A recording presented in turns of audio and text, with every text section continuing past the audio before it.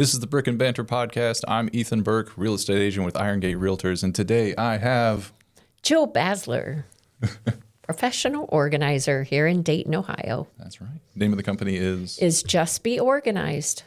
Very cool. Yep. I've known you for quite a while. Yes, we have. And recently, I had the honor of having you help out my mom. She needed you to organize the whole house, and you guys came in and did a great job. Thank you so much. We had such a good time getting to know them and hearing their stories and seeing their life transformed. They were fun and easy clients. Even though you had to dance around the cats as we were doing it. Yep, the cats. Well, that's always part of my business is moving around with dogs and cats in the way. But yeah, when we started, I remember the garage was just full of stuff. And you came in and so how do you tackle something like that when you walk in, there's just a bunch of stuff in the garage? What's like step one? Well, for a garage, so it's different in different areas of the house. So for a garage, it has to be where the weather is good, because for garages, I take everything out. So, and I don't do garages in the mid heat of the summer. It's way too hot. So that's a spring or fall job. So it's taking everything out and putting it in zones and then having the client go and look at all zones and go saying what is trash, what is donate, what's keep. And then that goes back because I want my client to see a picture of the garage without all the stuff in it. So they can reframe their mind and think of all the possibilities. When it's clear of all the clutter, then their mind is free to think about and dream about what they really want in the garage, what they really need. Garages and sheds have to be done when the weather is good and we can take everything out. So it doesn't work like that in other areas of the house.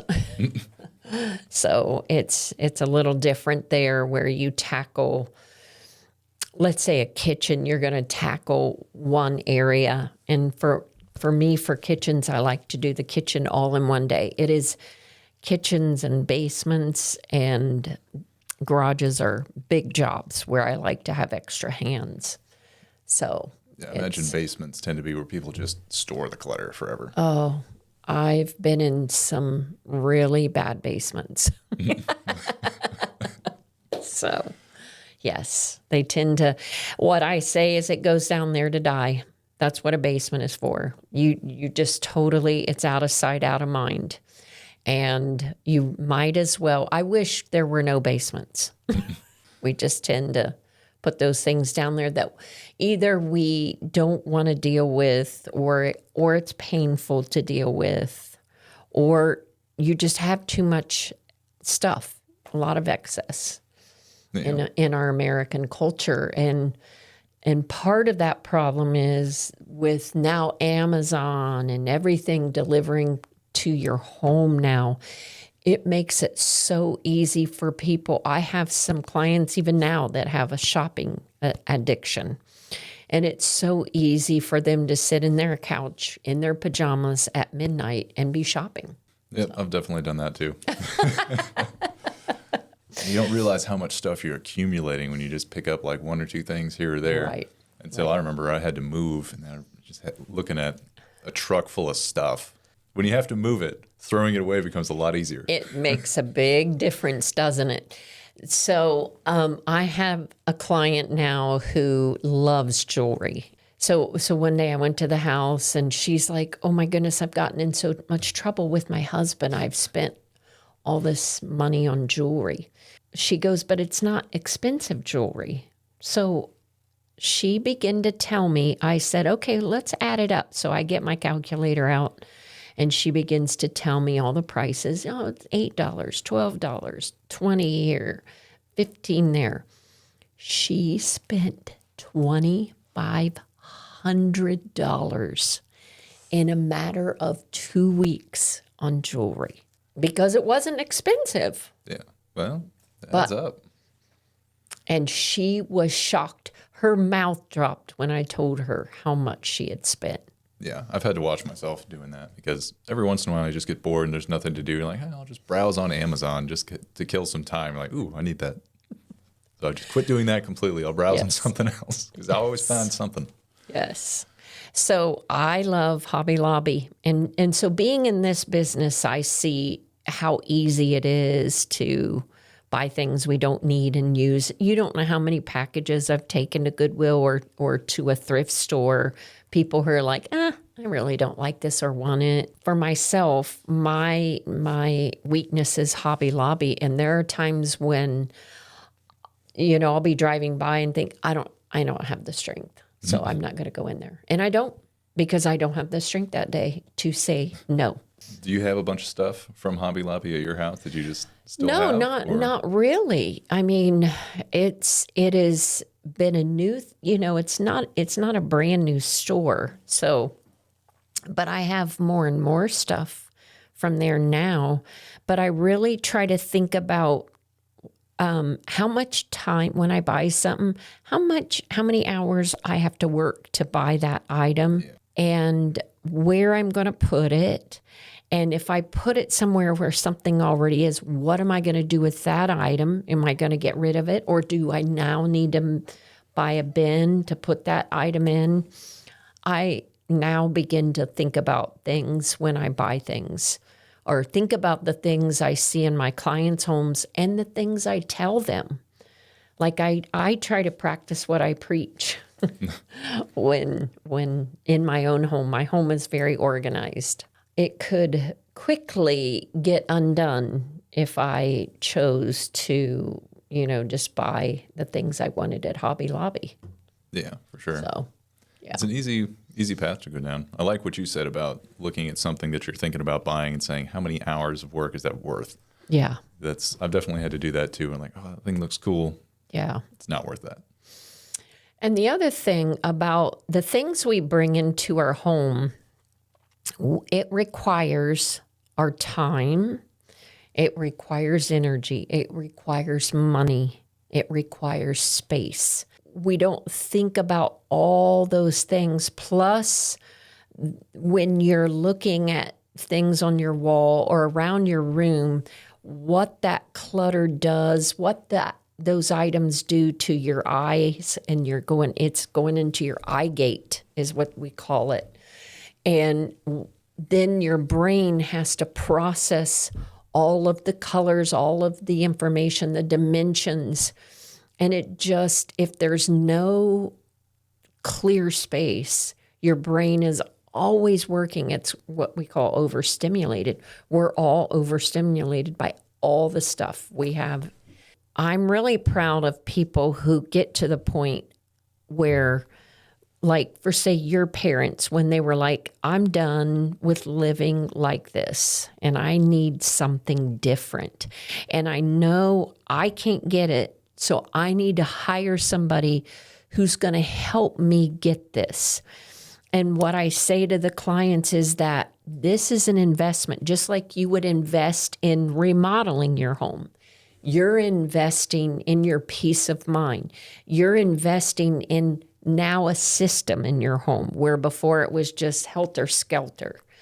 And so a professional organizer sometimes is at the very bottom of things that are important in a home, but it should be more at the top, with many homes in America being just cluttered with all the things we think are important. And people know where things are supposed to go, what's supposed to be there, not to buy the extra stuff that isn't going to work, all that. Right.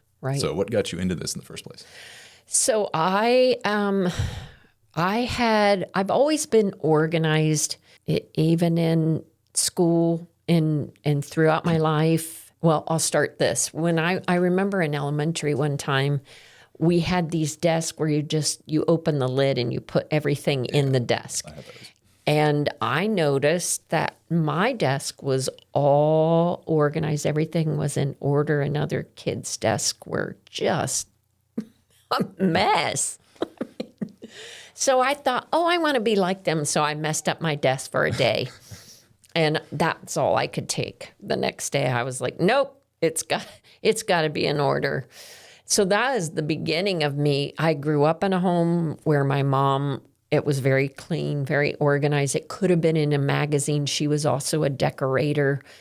And I feel like I got a lot of those skills from her. Plus, so nature versus nurture, I got both, I found living in small military homes with our 4 kids. It was so helpful to be organized and helped few people here and there before I ever thought of it being a business. And then put things on Facebook like, hey, I'll help you. People would hire me. This was like back in 2014. And then I realized, hey, I could have a business. But I went ahead. I didn't do it then. I got a job in a company, thought this is where I'm going to retire. And it just ended up to be a very toxic workplace. And I decided that wasn't what I wanted to do. So I ended that job and started Just Be Organized at the end of 2017. And it was one of the best decisions I ever made. And I've learned so much about myself. I've learned so much about people.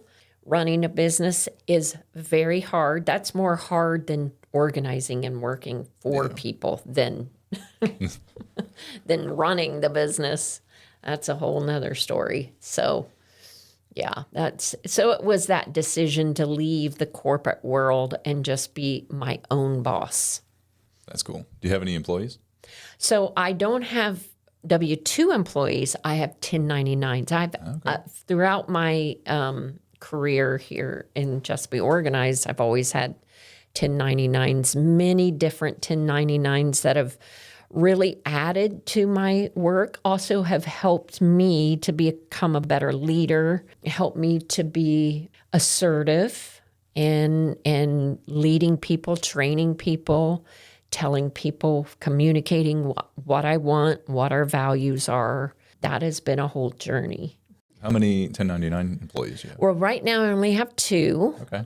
So, and they're part-time. They have other gigs and things they do. And one is retired and just does this as a side gig. The other one, she has several part-time jobs. And so she's one of them that helped me with your garage or when we did your parents' garage, and she was incredible. So how did you meet them? The one I have, she found my website, and so she emailed me. So I met with her, and then I found that we would get along really well, and so she's actually gone on jobs with me. And then my other 1099, Mindy, I knew her from church. So I've known her probably 10 years and didn't know she was looking for extra work. And we were at someone's birthday party together and just started talking. And I said, Mindy, you're organized? Like, she was living in an RV with her husband for the last several years and had done a YouTube podcast or channel about how she would keep the RV, how she maintained it and everything. And I said, oh my goodness, I need your skills. So that's how that all came about. And it's been one of the best things too. That's pretty cool. Yeah. Do you have a brick and mortar location, or is it just the website? It is just the website. I don't really need a brick and mortar. Thankfully, I don't have that expense. I do have like supplies that I keep at home in my basement. I'm glad I do that basement. Things that I'll bring to clients' house if I'm doing especially a kitchen. And those are things that I just put sticky notes on them. And if we use them, they will pay me the extra amount when we're done. And I never upcharge those supplies. They pay what I pay. So nice. So what are those supplies? It's like bins or spice racks or extra shelving to, like bins that create extra shelving and ornament boxes, things, all kinds of stuff like that. More, decorative stuff. So I have wooden bins. I have plastic bins. I have all the things that, if you want it Pinterest pretty, I've got that. If you just are practical, I've got that. So nice. Yeah. Have you had any clients that you've had to fire or just like walk away from because they wouldn't throw anything away? Or yeah, unfortunately. And it wasn't about throwing away stuff. It was just clients that were very difficult, and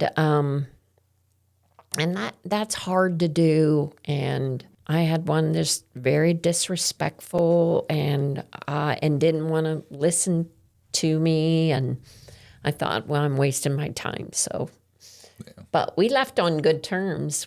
On good terms, and yes, I've had to fire several. So, but that's okay. I mean, I wasn't their girl. And I remember one client hired me, and she wasn't transparent on her home. And so when I did show up, the home she had a big clutter problem, excessive clutter problem. And she's a hoarder? Yeah. Yeah. And I have tried to help hoarders. I had a hoarder who was on the show, and we made some headway, and then she and her husband decided not to do anymore when things were starting to get clear. But several hoarders, and I realized that I'm not credentialed and educated enough to help them. And so this woman, I said to her that I'm not your girl, and I'm sorry to waste your time. I will refund your deposit, and I will refer someone to you, which I did. So it's its own mental condition. You have to be trained for that. Yes, and there needs to be several people to help and someone to talk with them about the psychology of why they're letting one item go, and it's a whole thing. So I learned early that's not my client, and you have to know like what is your ideal client. Yeah. And who you really are trained to help and equipped to help. And I had to learn that kind of the hard way. So, but I know now. So who is your ideal client? Actually, I love empty nesters because I'm an empty nester, and I get it. I get it so we had 4 children, and I told them, when you buy your first house, you're getting your stuff. I am not your storage unit. I will never be your storage unit. And I remember clearing all those rooms and, having those good memories with the kids there and all their friends. But all of 3 of my 4 kids have homes, and I remember taking their stuff to them and looking through those items with them, saying to them, here you go. I don't care what you do with this, but it's yours now. And so 2 of them threw most of it away, my boys, but they did keep some of the items I saved. But I connect with them, and I get them. I really get them. So, and what their needs are. And especially like if they have all these empty rooms, and now what do I do with these empty rooms, and helping them have a vision for a new place, like for whether it's working out or playing the cello or having a toy room for your grandkids or an office. I love helping them get that new room for their new space. So, and for a new life, and it's stepping into a new season of their life. And so I like that. And it's not that I won't do any other. I just have found that I connect with that age group. It's like the Gen Xers, basically. Makes sense. Do you run into people who have storage units that they've had for years and just have junk in there? So here's a story. So I had a Gen Xer come to me, and she had moved out of the Dayton area, and she put all her stuff, or she put most of her stuff in a storage unit in Dayton and moved out of state. And so she found me, and I actually helped in her daughter's home and then helped her with her storage unit. And so she had been paying several years for this large storage unit. And Thousands of dollars at that point. And do you know how much of that stuff went to Goodwill? Guess the percentage.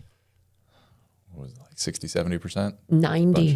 90% of it went to storage, or went to a Goodwill that was near the storage unit. I took so many loads of, I take a big truck. I took so many loads to the Goodwill. We would fill up my truck, her van, and take it. And it's like all that money. But I do also get it that if you're not ready, one, and if you're not sure you're going to stay there, I understood that too. But it's a life lesson. You know, when you go to move, are you willing to spend thousands of dollars holding this stuff that you may or may not come back to or ever use again? Yeah. Yeah, I know somebody who's got a storage unit that has like couches and bed stuff in it, so everything to furnish a little house or an apartment. And I asked him, like, how long has that stuff been in there? And I'm like, oh, about 3 years. I'm like, okay, well, how much are you spending every month on that? Okay, well, if we total that up, you could have thrown all that away and just bought brand new stuff and furnished the whole apartment. Exactly. Yeah. Exactly. That's really good advice. This stuff wasn't just furniture. It was decorations. It was memorabilia. It was lots of decorations that could have been bought new. Go to Hobby Lobby and buy some new. I thought this was interesting. So I have a client that's hired me, and she lives in a ranch, and it's she's not a hoarder, but she has some very full rooms, a couple rooms that look like she would be a hoarder. It just everything was thrown in these. Well, where the stuff went to three collect. rooms, 3 rooms that everything went into. So we've cleared one.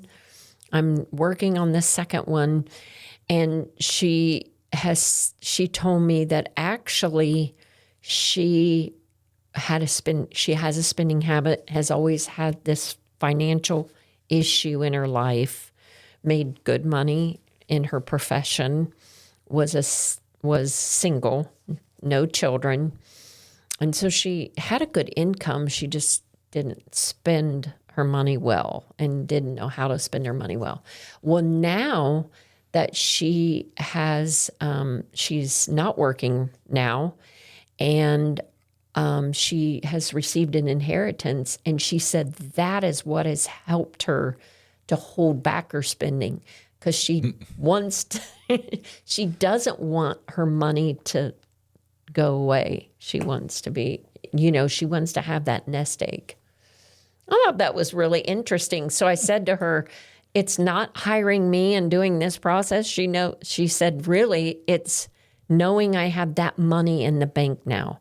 And before, she said it was this insecurity. I didn't have money, so I would spend it. Interesting. It was so interesting. I didn't, I'm not a counselor or psychologist, but I wonder what that would be named. Yeah.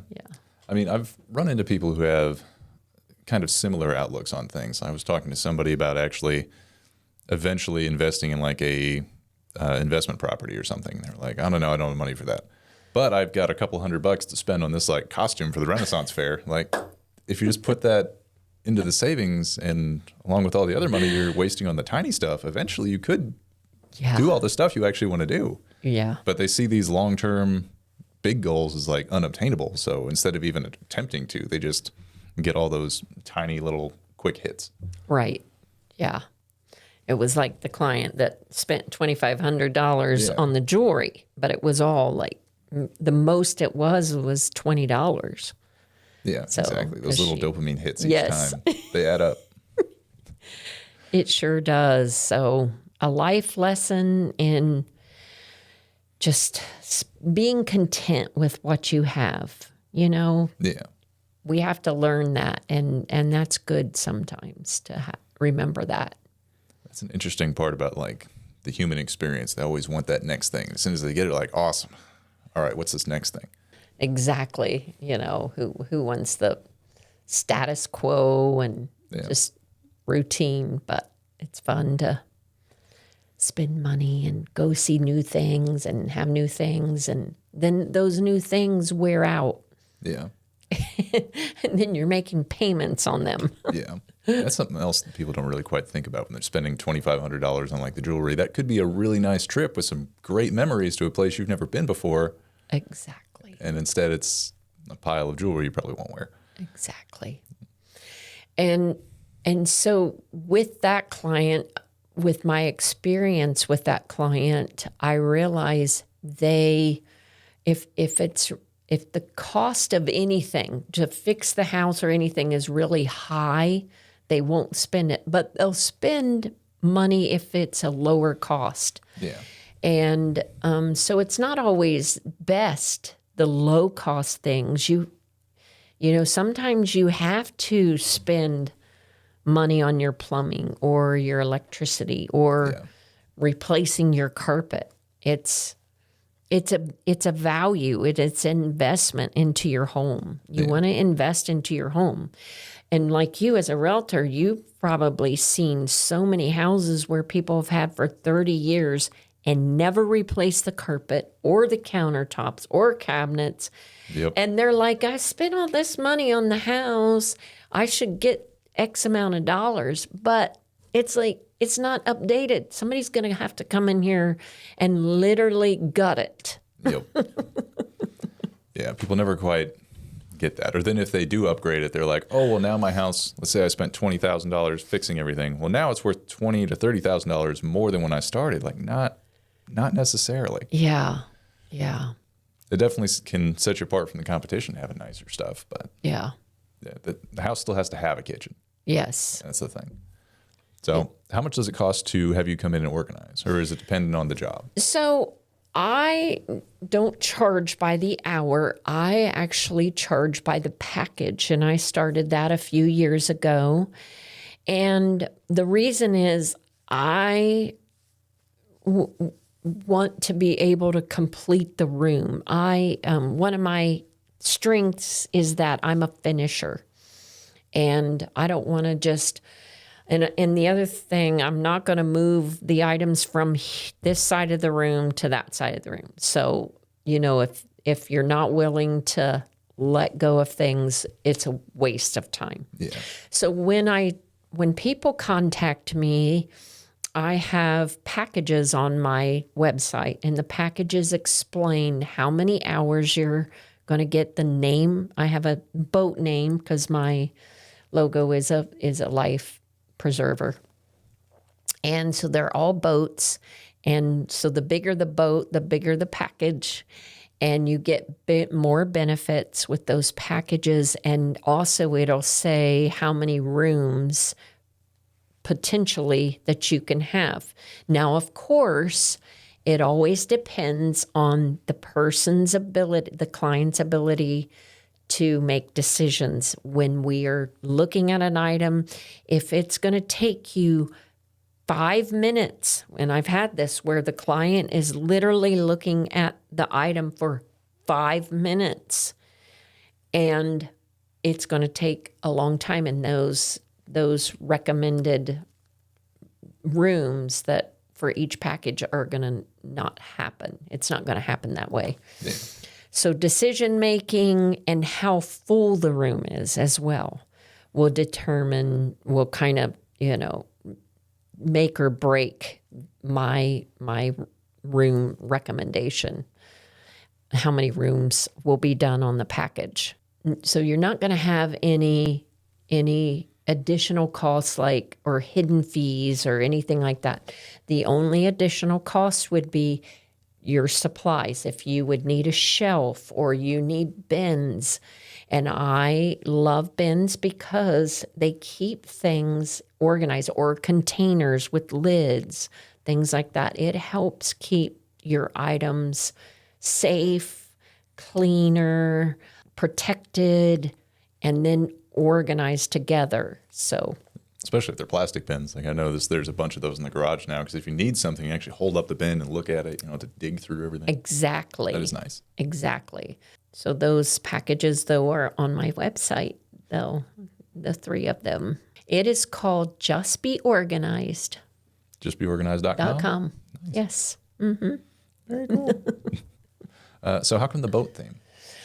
Well, so back in 2017, I was thinking about starting this, came up with that name finally. And that was a series of different names that we were thinking about. And I just was like, you know what? When people get to the end of their rope, they just want to be organized. So that's how we came up with Just Be Organized. My friend, I was working in a youth group at that time, and our youth pastor was a graphic designer. So I said to him, can you design something? So actually my husband gave him a drawing. He kind of gave a drawing of what the logo should look like. And so he tweaked it to look like this life preserver.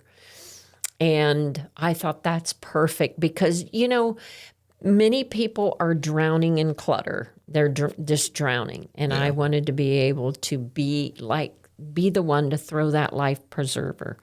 I can help you out of this. I can help make your life simpler, peaceful, and set up systems in your home.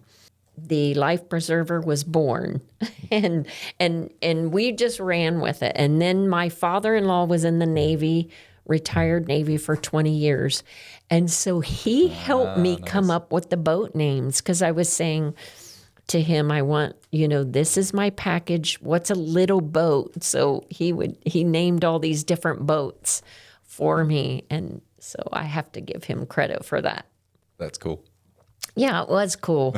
I loved it. Yeah. What were some of the names that didn't make it? Like an aircraft carrier, that did not make it. That was not going to fit. And it's called a skiff. It's a really tiny boat. So I was like, no, it needs to be a little bit bigger than that. What about company names that you had to throw out before you found Just Be Organized? Well, JB. I was going to go with just my initials, and that was really the one I was kind of leaning towards is JB. Makes sense. Yeah. I mean, it's simple, but I do like the Just Be Organized better. It says what you do more. Yeah, and that's what I was thinking. It needs to say what I'm doing. Otherwise, people would be, what? JB, what? Yeah. Yeah. No, I like it. That's cool. It's clever, and I like how it links together everything. Yeah, I do too. And plus, it still has my initials in it. Yeah. Just say some things about some of my favorite clients and what, for sure, and what some of their thoughts and what their reactions were. I had an amazing client who actually, she has passed. She hired us back in July of 2020. She was the historian for her family, and she wanted us to create the family museum. It was one of the neatest jobs I've ever done. And she bought all these banker boxes, and for her dad was this big-time lawyer in Cincinnati, and had all this heritage generations before him. Her mother, she had graduated from UC, and her mother from UC. and they were very involved in UC and the sororities and different things there in Cincinnati. So we created these banker boxes full of different generations with pictures and articles. And it's not a job I would ever advertise that this is my gig, because it really wasn't. It really stretched me. But she was somebody who loved these pictures. She could tell the stories about so many different articles, so many different pictures. And so as we worked with her, the time would fly because it would be so interesting hearing about her life and all the generations before her. It was cool because I finished it before she got really, really sick with breast cancer. She had breast cancer, and she knew she was going to die, and it was something she really wanted to do for her family. And so when she died January 1 of 2022, I was able to be a part of getting the family museum to a storage unit, and then it went to a family member in Indianapolis. And I was all a part helping kind of get her condo cleared for her brother who lived out of state. And it was a very different job, and she was just a lot of fun. But some of my clients who it's cool, they hired me, and I think she lived in an old farmhouse, and we just cleared out this one area of our kitchen, and she was a young mom with 2 kids and needed more space and loved. And she would be so excited when I would come back to do other areas of the house, and she would open that cabinet and she'd be like, look. And it was this big cabinet over steps. And it was more like a closet, but it was high up. You had to walk these steps to get into this closet. It was an old farmhouse, so it had funny spaces. And she was so excited about that, and it really made a difference in her life. And then that's cool. And here's the thing, some clients are like, once you get all the stuff out, and we have piles in different areas of the house, clients will tell me, if you weren't here, I would quit right now. I'd quit because I wouldn't know what to do. We got it out of the closet, and now it's all over the house. Not all over the house, but all over the room. And I wouldn't know what to do, and I would just quit. And so I said, well, we're not going to quit. or I promise I'm going to get all this picked up. So. How many clients have you had so far? Oh my goodness. I don't even know. Too many to count. That's way too many to count. But I had recently a client that hired me from Rwanda. Really? She was a Rwandan refugee, and Dayton, Ohio took her and her family in. And it was so incredible what she did, what happened there. And that was back in the 90s when they came here. And so she still has an accent now, and how Dayton took her in and got a job at UD, and how our kids have thrived and are now off doing their own careers. And so I was thankful for Dayton to take her in. And so it's funny, when I would go there, it'd be more, I want to have lunch for you instead of let's get your work done. So it was a kind of a culture shift to tell her, no, you don't have to have lunch for me. I'm here to work. It's cool. Did she bring a bunch of stuff from over there, or was she able to come over? No. Yeah. It's things that she's collected. She is an empty nester, had 4 children. Okay. They've left all their stuff. Her husband passed. And so all those things she didn't know what to do with. It's got to be some hard stuff to throw away. Like baby stuff from your kids. Yeah.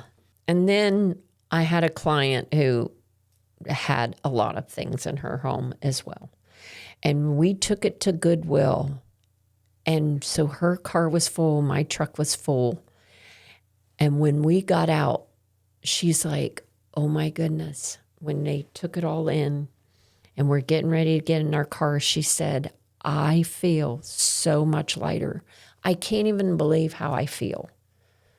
I was like, that is what I want my clients to experience. Yeah, like a literal weight has been taken off. A literal weight had been taken off of her. So we accomplished so much in her house when she had that first hit, like we called the shopping hit. That was the I'm letting it go hit. Dopamine hit of, wow, that's way better. Have you had anybody where you helped them get all the stuff out, they got everything organized, everything was good, and then you talk to them again later, like a year or two, and they've got a whole pile of stuff again? Yes, I have. But I've also had many people say, it's still good. It's still good. So I'm like, praise God, but I mean, I realize life happens, and people, sometimes we fall back into old habits. I imagine it is probably a lot easier to maintain it once you come in and actually help them get rid of the giant pile. Yeah. Once the pile's already there, it's easy to just keep adding to it. But I have heard that as well. Now I can maintain it. Yeah. Even if it kind of gets out of hand, I can still go back and maintain it because it wasn't like as bad as it was. And then the client I had with the jewelry, they just don't. Their house is always in a state of chaos because they don't.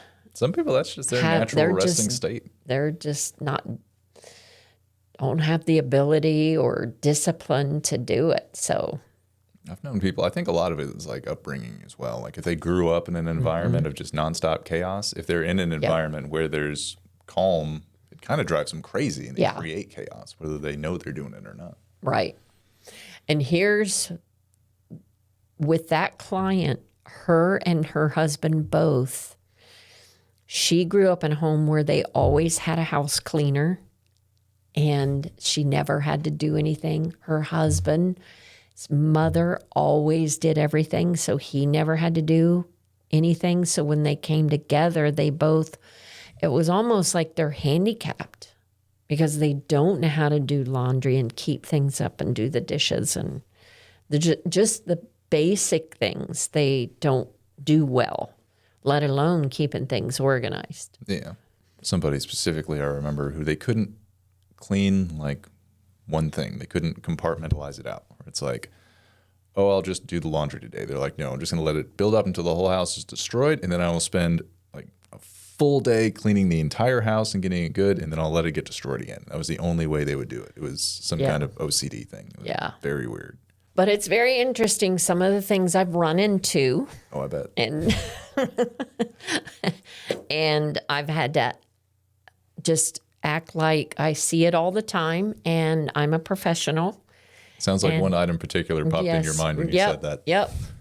And when I pulled it out of the closet, I was like, oh, that's what it looks like. Okay, I see this every day, and just was like, I see it all the time. You just have to act professional because you are a professional. So you can't, your face has to be calm and you don't have to act like you're surprised. And so it's been good about keeping in check your emotions and having just a straight face. One day I was working for a client who their child had an addiction. And as she's walking out of the room, she goes, oh, yeah, by the way, that child liked to hide his drugs in there and needles. And I'd already had my hands in the bin. Of course, that's when they warn you after you stick your hands in the bin. In the bin, I'm like, oh, my gosh. I just stood there and looked at it like, and I'm picking stuff up like, okay, let me be very careful. Yeah. And then another time I walk into a client's house and she needed help just folding clothes, and there's a loaded gun right there on the dresser. It's like,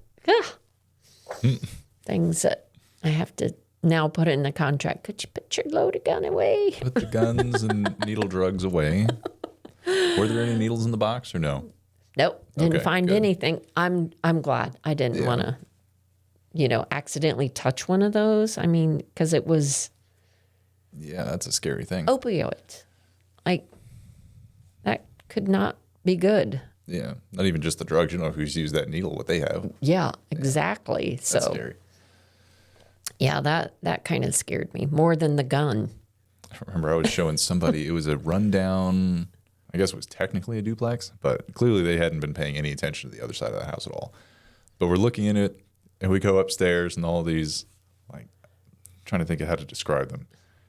Clearly, there were these, like, clothing containers that you would stick, like, a UV light and grow marijuana in. None of that was there, but they still had all these clothing things in there, at least, like, 8 of them. Like, okay, we know what they're doing. Yeah. That was a wild one. They didn't end up buying that house because their plan was to flip something, but that one was just absolutely dilapidated. They'd have had to tear that thing down to the basement and start over. Oh my God. And then there's homes I think I'll walk in and go, why am I here? It's very nice homes and just a couple areas need some help. But those, actually, when I walk in those homes, I feel more nervous, like, oh my gosh, how am I going to make this look better? But then they show me the room, and it's like, okay, I can do this. Or you just have that one spot that they pushed all of that stuff they don't want to think about anymore. And just one spot. But other than that, the house is beautiful. I think a long time ago I might have asked you this, but if you find somebody who doesn't want to just give stuff away to Goodwill and they actually want to put it up on an auction or something, what do you do with that? So I looked into I'm trying to think of what it's called, the auction site. And it's actually, you have to have so many items first, or if you have a lot, the company would actually come there. Of course, you're going to pay a fee, more of a fee than if I would do it. But you have to have a minimum of so many items, because I did look at that for a client before that was going to move. And so she didn't have enough items, so I didn't press it any further to get more into the details of it. And I can't, it's called like bid auction or something. It's something like that. Like bid FTA or something? No, I know that's does, like a furniture one. It does have the word auction in it. Yeah. Interesting. Is it like a local? No, it's national, and it's all online. So, and that's the other thing. It's all online. So it's taking pictures and then having people bid on that. And so it would have to be at their house. So if somebody was in a hurry to leave, to move, you couldn't do that, because you got to wait till these items sell, and maybe they don't sell. Yeah. So, and then they have to be shipped, or somebody pick them up. So it's quite the process when I looked into it. How do people find you if they need your services? Great. Well, you can Google me at www.justbeorganized.com, or you can just Google professional organizer, and right I up. should come up. Yeah. Very cool. Yeah. Awesome. Well, I appreciate you coming out. Thank you for inviting me. This was very fun and kind of a walk down memory lane. Yeah.